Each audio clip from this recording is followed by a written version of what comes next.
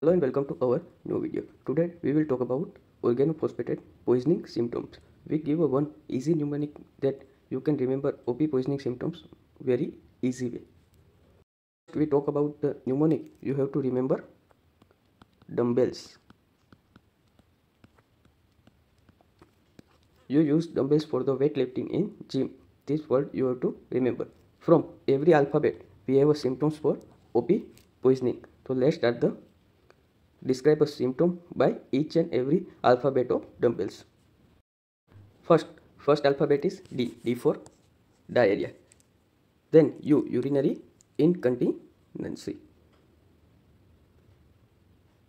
Then M for meiosis. Meiosis means pinpoint pupil constricted pupil which shown during the OP poisoning.